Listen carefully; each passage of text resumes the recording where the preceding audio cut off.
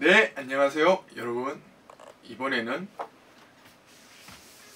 에이서스 아스트랄 RTX 5090 순행식 그래픽 카드에 대해서 리뷰를 해볼까 합니다.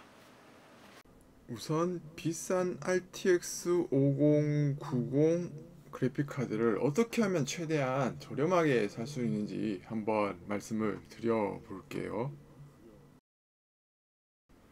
우선 제 같은 경우 아스트랄 RTX 5090 순행을 구입했고요. 그래서 예를 들어서 600만원에 구입을 한다고 생각해 볼게요. 600만원 600만원이면 제가 최근에 은행 예금을 들었었는데요. 그때 아마 금리가 3% 정도였을 거예요. 그래서 600만원을 3%로 금리 3%를 했을 때 어느 정도 나오는지 볼게요. 제가 18개월 무이자 할부로 구매를 했어요. 그러면 600만원을 총 18개월로 나눠서 해당하는 한 달에 이제 그 해당하는 금액을 내게 되겠죠. 그러면 만약에 그 600만원을 이 RTX 5090을 사지 않고 18개월 동안 예금을 했다고 쳤을 때 이자를 어느 정도 받는지 생각을 해볼게요. 예치금액 600만원 그리고 예금 기간은 18개월 8개월 그리고 단리로 할게요. 3% 이자 과세는 일반 과세. 그럼 계산하기를 해보면 그러면 이자가 22만 8,420원이 붙어요. 이렇게요. 그러면 보세요. 622만 8,420원 이렇게 붙죠. 그러면 RTX 5090을 사지 않았으면 18개월 동안 예금했으면 22만 8,420원을 더 버는 거잖아요. 그러니까 만약에 나는 무이자 할부를 안 사고 최대한 현금으로 싸게 사겠다, 일시불로 싸게 사겠다 이러면 600만원에서 일시 100, 1000만, 10만, 100만 빼기 이자를 빼요. 22만 8,420원 되죠? 그러면 이자를 빼줘요. 그러면 577만 1,580원이 나오죠. 그러면 최소한 이 정도 가격은 줘야, 이 정도 가격이 있어야지 일시불로 구매를 하는 게 유리하다는 거예요. 그러니까 이제 대부분 파는 데가 600만원이면 최대한 무이자 할부를 최대로 늘려서 구입하시는 게 좋고요. 나는 무이자 할부 싫어, 매달 카드 값 나가는 게 신경 쓰여 이러면 최대한 은행 이자만큼의 금액을 뺀 금액 파는 곳에서 그냥 차라리 일시불로 사는 게 좋다고 저는 생각을 해요. 이전에 썼었던 그래픽 카드는 MSI의 RTX 3090 슈프림이었어요. 이번에 RTX 5090을 구매할 때 순행 그래픽 카드를 선택한 이유는 지금까지 RTX 3090 공랭식 그래픽 카드를 쓰면서 좀 많이 더웠어요. 특히나 여름에. 그리고 겨울에는 따뜻한 열기 나오니까 히터가 되지 않냐라고 생각할 수도 있는데 바닥이 차갑잖아요, 겨울에는. 특히나 요즘 같은 경우에 여름에는 엄청 덥고 겨울에는 엄청 추워지고 이제 이렇게 되니까 어차피 바닥이 차가워서 발이 시려우니까 보일러를 틀 수밖에 없어요. 보일러를 틀었는데 그래픽카드에서 나오는 열기까지 더해지니까 어떻게 보면 더 더운 거죠. 그럼 이제 구입 후 조립부터 한번 들어가 볼게요. 보시는 게 제 데스크탑 컴퓨터고요.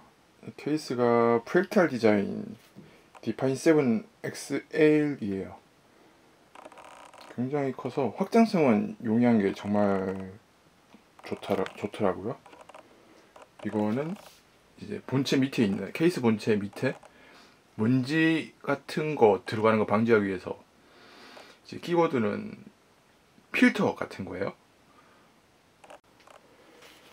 여기 중간에 있는 것도 마찬가지 역할을 하고요. 원래는 여기 케이스 여기 윗부분에 장착해서 외부에서 들어가는 먼지 같은 거 유입을 방지해주는 역할을 하고요. 그리고 여기 보면 CPU 수냉 쿨러가 여기 라디에이터가 장착이 되어 있죠. 열을 이쪽으로 내뿜어주는 역할도 하고 있어요. 그래서 이것을 일단 여기 먼저 끼운 후에 덮은 후에 마지막으로 이제 이 케이스 윗면 케이스를 장착하는 구조로 되어 있고요. 그리고 정말 편리한 게 나사가 필요 없어요. 그냥 조립하듯이 레고 조립하듯이 그냥 붙이면 돼요. 이게 정말 편리한 것 같아요. 이제 여기 CPU 순행 쿨러와 레디에이터를 이제 여기 앞쪽으로 옮기려고 하거든요. 저기 앞에 보이는 이제 앞으로 이제 옮기려고 해요.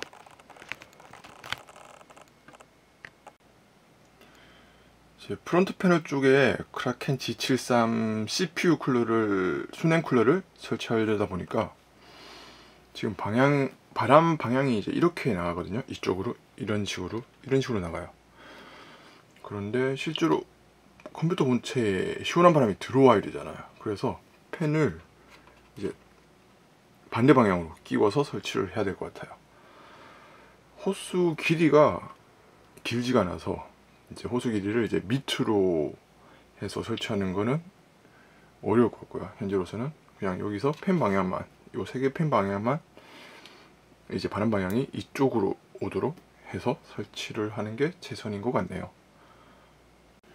이제 실제로 크라켄 매뉴얼에도 보면 이제 다이렉트 마운팅 방법이 있고요. 이렇게 이런 식으로 다이렉트 마운팅 방법이 있고 이제 인다이렉트 마운팅 방법이 있는데 이런 식으로요. 저는 이제 이 방법을 쓰려고 해요. 지금 보는 거는 이제 크라켄 G73 PDF 매뉴얼이고요. 제가 컴퓨터 조립할 때 이제 필요해서 본 거고요. 그 다음에 여기 보면 이제 컴퓨터 케이스 매뉴얼 이런 것도 이렇게 볼 수가 있어요. 그래서 굳이 종이 매뉴얼을 찾을 필요 없이 그냥 인터넷에서 다운로드 받아서 바로 이렇게 볼 수 있는 점도 굉장히 서피스 프로 11을 사용하면서 편리하게 사용할 수 있었어요. 이러한 매뉴얼들을요. 이제 에이서스 로그 아스트랄 RTX 5090 순행을 설치해야겠죠? 일단 박스를 열어보니까 그래픽카드가 굉장히 커요. 제가 제 손을 볼게요. 한 이 정도? 제 손이 좀 긴 편이긴 한데 이 정도로 그래픽카드가 크고요. 쿨러도 보시면 엄청 커요. 제 크라켄 G73 쿨러보다 더 크네요. 지금 보고 계시는 게 에이서스 아스트랄 RTX 5090 순행 버전 그래픽카드고요. 의외로 호수가 굉장히 길어요. 그래서 프론트 패널에 설치해도 괜찮을 정도의 길이의 호수를 가지고 있어서 다행이긴 해요. 뭐 어차피 지금은 이제 탑 부분에 케이스 탑 부분에 이제 이 부분에 설치를 할 거지만요. 그래도 CPU 쿨러보다는 호수가 기네요. 케이블을 보니까 이제 이쪽이 그래픽카드에 꽂는 케이블이거든요. 근데 와 PCI 파워 모듈을 4개나 연결해서 꼽아야 되네요. 케이블이 있는지 찾아봐야겠어요. 이러면 이거 파워를 꺼내서 연결을 해야 될 것 같아요. 4개나 이제 꼽아야 되니까요. 그래도 다행히 PCI 익스프레스 파워에 꼽는 게 지금 딱 4개 남아있어요. 그래서 RTX 5090이랑 3090 동시에 다 연결을 해도 될 것 같아요. 네, 드디어 조립 다 했고요. 결국 그래픽카드를 RTX 5090이랑 기존에 쓰던 RTX 3090 다 쓰려니까 요렇게밖에 세팅이 안 되더라고요. 한쪽을 세워서 쓰려고도 해봤는데 케이스 내에서 공간이 안 나와요. 두 개 다 설치할 때. 그래서 기존대로 그냥 각각의 PCI 익스프레스 슬롯에 각각 하나씩 꼽아서 쓰기로 했어요. 이제 한번 컴퓨터를 켜볼까요? 메인보드에서는 두 개 모두 PCI 익스프레스 16배속으로 잡히네요. 리사이즈 봐도 설정을 하고요. 활성화를 시켜야겠죠. 500을 설치하고 부팅을 해봤는데 해상도가 안 맞는 것 같아요. 이건 다시 잡아야 될 것 같고요. 그런데 화면 이제 갑자기 사라지고 검은 화면 나와서 조금 있다가 갑자기 다시 켜지니까 정상 세상도로 잡네요. 자동으로 기본적으로 잡나봐요. 네, 실제로 컴퓨터에서 돌아가는 모습이고요. 위에 있는 게 RTX 509, 밑에 있는 게 제가 지금까지 쓰던 RTX 3090이에요. 참 영롱하게 잘 돌아가네요. 제 컴퓨터 CPU 같은 경우는 인텔 i9 10980XE CPU를 사용하고요. 이 CPU가 PCI 익스프레스 레인이 최대 48개예요. 그래서 두 장의 GPU를 설치해도 각각 16배속으로 작동할 수 있어서 괜찮더라고요. 메인보드는 에이서스 메인보드를 사용하고요. 메모리는 G스킬 메모리를 사용했어요. 조립할 때 애로사항이 가장 많았던 거는 아무래도 듀얼 그래픽 카드를 써야 되니까 선정리가 좀 많이 필요했어요. 그리고 파워 연결하는 것도 좀 있었고요. 가령 PCI 익스프레스 케이블이 있잖아요. 저런 케이블, 파워랑 그래픽 카드랑 연결하는 그 케이블이 있는데 그것도 방향성이 있는 거예요. 그래서 뭐 그래픽 카드에 꽂을 잭을 파워에 꽂으면 잘 안 꽂혀요. 이제 그런 것도 예전에는 기억했었던 것 같은데 워낙 오랜만에 조립을 하다 보니까 기억이 안 나서 이제 이거 왜 안 끼워지지? 막 이러면서 이제 시간이 좀 더 걸렸던 것 같아요. 컴퓨터 게임 같은 경우에는 제 같은 경우에는 약간 스트레스 해소요. 그러니까 뭐 금전적인 스트레스 이런 거는 사실 근본적인 원인을 고쳐야지 어떻게 보면 없어지는 거고요. 그런 거 말고 인간적인 관계에서 오는 스트레스 같은 거, 약간 감정적인 요인에서 오는 스트레스 이런 거는 이제 게임을 하면서 몰입감을 느끼면서 하다 보면 이런 스트레스가 다 해소가 돼요. 이런 부분에서 컴퓨터 게임이 긍정적인 부분이 있다고 저는 생각을 하고요. 클레르 옵스 퀴르 같은 경우에는 처음에 RTX 5090 하나만 달았을 때 풀옵션 주면 프레임이 45프레임에서 한 55프레임 정도 나왔었어요. 그래서 너무 멀미가 나서 못하게 됐거든요. 근데 특이하게 RTX 3090 그래픽 카드를 이제 하나 더 붙여 놓으니까 프레임이 풀옵션에서 60프레임이 나오더라고요. 최근에 나온 게임인데 비주얼적인 요소도 굉장하고 게임 시스템 자체도 굉장히 잘 되어 있어요. 그래서 할만한 게임이라고 봅니다. 최근에 디아블로4 시즌 8이 시작됐는데요. 8 업데이트 이후부터 좀 더 게임이 무거워진 것 같아요. 이렇게 이제 화면 왼쪽에서 보시듯이 5K 모니터에서는 해상도 스케일링을 품질 정도는 해줘야지 평균적으로 60프레임이 나오더라고요. 다른 품질 관련 업소는 다 최상으로 하고 레이트레이싱도 최상으로 했을 때요. 그래서 현재 5K 상도에서는 모든 옵션을 풀로 했을 때 딥러닝 기반 기술을 빌리지 않으면 평균적으로 60프레임 정도는 어렵다고 보시면 될 것 같습니다. 닌자 가이덴 2 블랙입니다. 이 게임은 옛날 닌자 가이덴 2 게임을 리메이크한 게임이고요. 다양한 캐릭터를 플레이해볼 수 있고요. 그래픽 그래픽도 수려한 3인칭 액션 게임이라고 보시면 되겠습니다. 그래픽 설정은 풀옵션에 레이트레이싱을 포함해서요. 5K 모니터에서 안정적으로 60프레임으로 게임을 플레이할 수가 있습니다.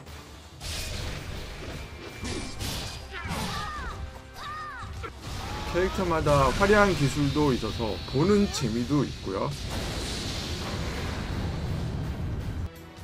게임을 통해서 일본이나 미국의 뉴욕, 그리고 이탈리아의 베네치아 같은 도시와 비슷한 느낌의 풍경들도 감상하실 수 있습니다.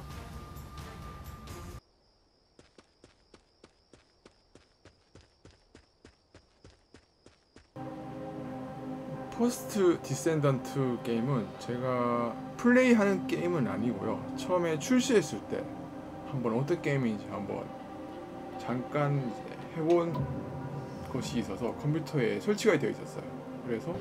그래서 RTS 5090 성능을 한번 이제 테스트 해보기 위해서 한번 이제 해봤고요. 이 게임도 디아블로 4 시즌 8과 마찬가지로 모든 옵션을 풀옵션 주고 레이트레이싱도 가장 좋게 하면 프레임 생성 기능을 켜야지 60프레임 정도가 5K 모니터에서 나온다고 보시면 되고요.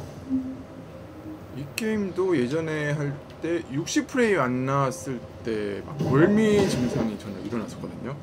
비슷한 분들은 주의하시기 바랍니다. 이제 영상 쪽을 한번 리뷰를 해볼게요.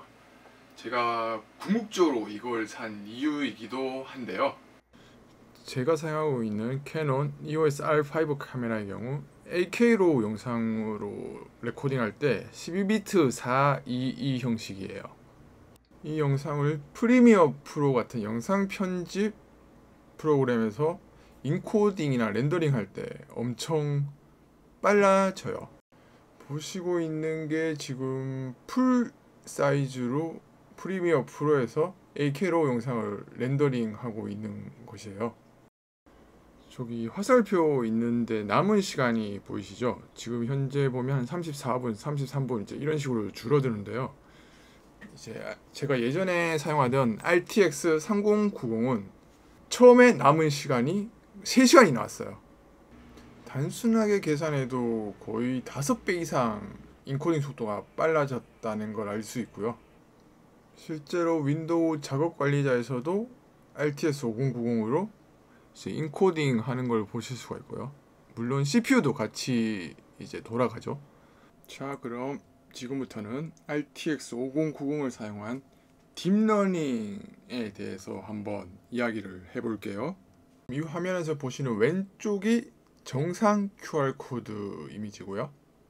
오른쪽에서 보시는 게 뭔가 인쇄할 때 이상이 있는 QR코드예요. 가령 여기에는 없는 게 이제 여기에는 뭐 이런 식으로 있죠. 검은색이. 여기에도 막 이런 식으로 있고요. 다른 걸 보면 여기는 이제 이런 식으로 약간 더 바래졌어요. 검은색이 더 사라졌죠. 볼 때 이제 이런 걸 이제 딥러닝으로 이제 어떻게 찾느냐는 거죠. 약간 이런 거 이제 없는 거, 이제 이런 거, 이런 거, 이제 이런 거를 한번 어떻게 찾는지 찾아볼까요? 지금 바로 한 번에 잘 안 보이시죠? 오른쪽에서 어떤 게 결함이 있는지. 이제 이런 거를 이제 학습에서 어떻게 빨리 찾느냐가 과제거든요. 우선 RTX 3090으로 한번 학습을 진행해 볼게요. 오른쪽 작업 관리자에서 보면 GPU 항목에 메모리 증가되고 있는 것을 보실 수 있을 텐데요. 이게 데이터가 이제 메모리에 올라가고 있다는 거고요. 일단은 RTS 3090 비디오 메모리가 모자라서 에러가 뜬 거고요. 이런 경우에는 이미지 사이즈를 줄일 필요가 있어요. RTS 3090으로 지금 전체 데이터를 10번 트레이닝 했고요. 그리고 여기에서 5090으로 10번 트레이닝 했어요. 그리고 이 같은 경우는 이제 가장 최적의 결과를 나온 데이터예요. 이 같은 경우는 지금 거의 101번까지 돌렸죠. 그래서 결과를 보면 이제 여기에서 보시면 일단은 F1 스코어는 100%예요. 500도 마찬가지예요. 이거 베스트 이것도 마찬가지고요. 그러면 실제로 이제 영역이 뽑혔나 봐야겠죠. 영역이 얼마나 제대로 뽑혔나? 그래서 지금 그 앞에서 보였던 결함이 있는 이미지들 한번 볼게요. 이거는 베스트고요. 베스트가 이제 이렇게 뽑혔다고 보면 되시고요. 지금 보시면 이제 여기 막 중간에 이제 이런 건들 다 대부분 뽑혔죠. 다 뽑혔다고 보시면 되시고요. 여기도 보시면 이렇게 보면 잘 안 보이니까요. 뭐 이렇게 이제 잘린 부분 이제 다 뽑혔고요. 이런 식으로. 그리고 여기에도 보시면 이제 여기에 이제 없는 부분이 있죠. 여기에 원래 이제 하얀 검은색 사각형이 들어가 있어야 되는데 이런 없는 부분도 이제 다 찾고요. 여기 같은 경우에는 약간 좀 이런 거 이제 있는 부분도 찾았어요. 여기 같은 경우도 보시면 네, 뭐 이런 거 이상한 거 있는 거 찾았고요. 여기도 지금 원래 이제 흰 모듈이 있어야 되는데 여기 검은색이 막 여기 인쇄돼 있어서 이런 것도 다 찾았어요. 여기 같은 경우는 좀 이제 눈으로 보기 힘들죠. 지금 보면 여기도 보면 약간 깎여 있죠. 여기 완전한 네모가 아니고 여기 그래서 찾은 거고요. 그리고 이거 같은 경우에도 이제 모양이 다른 데랑 약간 다르죠. 다른 데는 다 직사각형 모양으로 일정한 크기인데 여기는 이제 이런 식으로 약간 직사각형이라기보다는 좀 더 튀어나와 있어요. 이제 이런 거 찾은 거고요. 이것도 마찬가지고 약간 반 정도 잘려 나간 것 같아요. 반 정도. 이제 이런 식으로 약간 반 정도.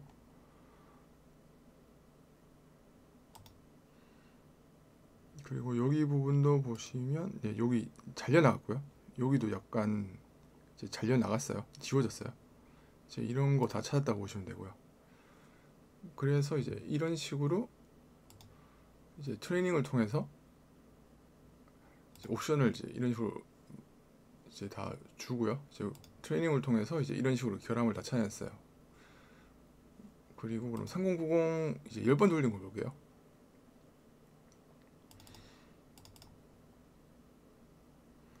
뭐 이런 거는 이제 뭐 비슷하게 찾아내는 것도 있어요. 근데 아무래도 좀 전보다는 잘 못 찾죠.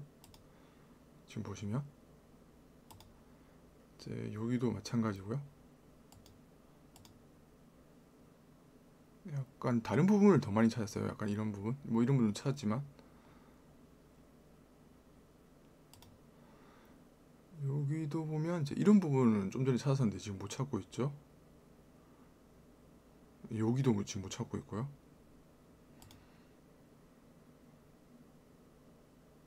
여기도 이제 이런 부분은 이제 찾았네요. 찾았는데 이제 못 찾는 부분도 있어요. 이제 보니까 상대적으로 이제 트레이닝을 제대로 덜 해서 이제 그런 것 같아요. 이제 여기도 마찬가지고요. 이제 이런 부분도 못 찾았죠. 이제 이런 지워진 부분은 아예 못 찾았고요. 이런 부분. 그럼 5090으로 전체 데이터 10번 학습한 걸 볼게요.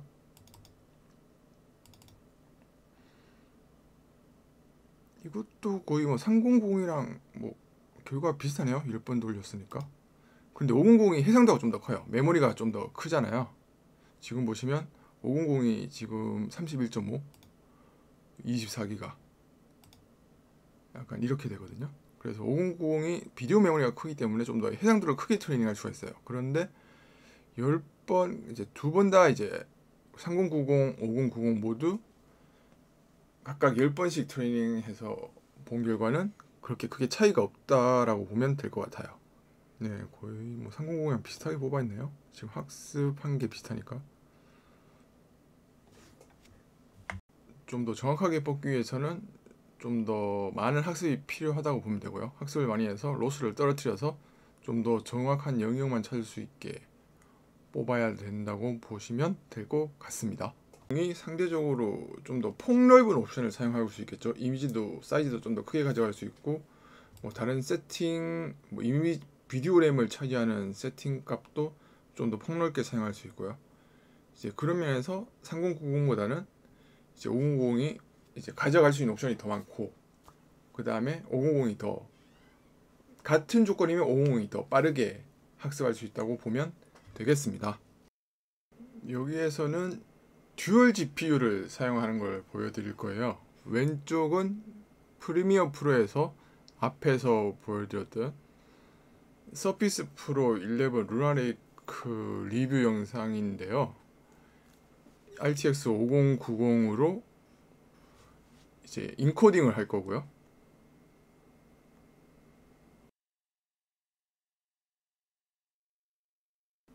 여기에서 영상을 선택하고요. 인코딩 시작을 누르면 이제 인코딩이 시작이 되고 있는 거고요. 오른쪽에 할콘 딥러닝 툴도 마찬가지로 트레이닝이 시작됐어요. 그래서 작업 관리자로 한번 볼게요. 두 개의 GPU가 이렇게 보이고 있고요. 우선 RTX 5090이에요. 이렇게 GPU가 사용 중인 걸 이제 확인할 수 있어요. 영상 인코딩 하면서요. RTX 3090을 볼게요. 지금 오른쪽 딥러닝 학습을 하고 있거든요. 이제 이렇게 비디오 램이 이렇게 사용 중인 걸 보면 이제 딥러닝이 합숙하고 있다는 걸 알 수 있죠. 이렇게 두 개의 그래픽 카드를 사용해서 좀 헤비한 작업들을 동시에 할 수 있다는 점이 듀얼 GPU 사용에 있어서 이점이 있다고 볼 수 있고요. 제가 생각하는 RTX 5090의 장점은 게이밍, 그리고 비디오 인코딩, 그리고 딥러닝, 이 세 개 모두가 한 그래픽 카드로 가능한 게 장점이라고 볼 수 있고요. RTX 5090의 단점으로는 딥러닝을 사용할 때 비디오 램이 상대적으로 좀 부족하다. 추후에 출시될 엔비디아 RTX 프로 6000의 경우는 비디오 메모리가 96기가라고 제가 알고 있어요. 아마도 이런 것을 반영해서 제품으로 출시하지 않았을까 그렇게 생각되네요. 그럼 제가 RTX 5090을 사용해본 경험을 알려드렸는데요. 여러분들한테 많은 도움이 되길 바라면서 이만 마치겠습니다. 감사합니다.